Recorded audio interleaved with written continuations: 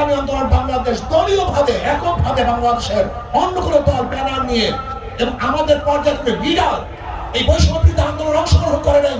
ইসলামী আন্দোলন বাংলাদেশ আমাদের পর্যায়ে লিডার জীবনের বাজি রেখে বৈষম্যবিরোধী আন্দোলন সাকসেস করেছি।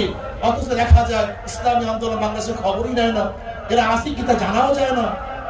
যারা নিজেদের নাম ব্যক্ত করতে লজ্জা পেয়েছে, ব্যক্ত করে নাই, তাদের গুরুত্ব দেন আর বৈষম্য বিরোধী আন্দোলনের বৈষম্য বিরোধী কথা বলবেন, এটা হয় না।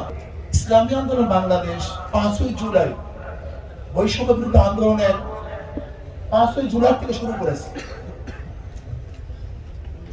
4 আগস্ট শাহবাগে আমি বলেছিলাম বিকালে যে আগামী 5 তারিখ জনগণের গণভবন জনগণ দখল করবে। আল্লাহ কি কৃষ্ণ কাকতালীয় ভাবে সেই 5 তারিখই দখল হয়েছে, কিন্তু বৈষম্য বিরোধী ছাত্র আন্দোলন ইসলামী আন্দোলন খবর নেন যে তারা কোথায় আছে, কি করবে, কি করতেছে। আজকে বাংলাদেশে এত পরিবর্তন হয়েছে, আমি প্রশ্ন করি ইসলামী আন্দোলনের সাথে কি পরামর্শ করা হয়েছে? অথচ যারা যে সমস্ত দলের মহাসচিব ডিক্লার দিয়েছে, ঘোষণা দিয়েছে যে আন্দোলনের সাথে আমরা সম্পৃক্ত নই, তাদের হুকুম চলতেছে আর আমরা জীবন বাজি রেখে মাঠে ঝাঁপিয়ে পড়েছিলাম গুলির সামনে, অথচ আমাদের খবরও নেই। এখানেই তো বৈষম্য শুরু হয়েছে। বৈষম্য বিরোধী আন্দোলন তো বৈষম্য এখান থেকে শুরু হয়েছে। এই বৈষম্য বিরোধী আন্দোলন যদি এখান থেকে বৈষম্য শুরু হয়, মনে রাখতে হবে পতন শীঘ্র হয়, সেখান থেকে প্রলয় সৃষ্টি হয়।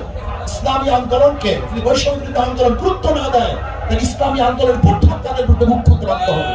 মনে রাখতে হবে ইসলামী আন্দোলন সবসময় সত্য এবং সঠিক কথা বলে আসছে, বলতে থাকতে বলবে ইনশাআল্লাহ। আমরা জীবন বাজি রেখে ঝাঁপিয়ে পড়েছিলাম।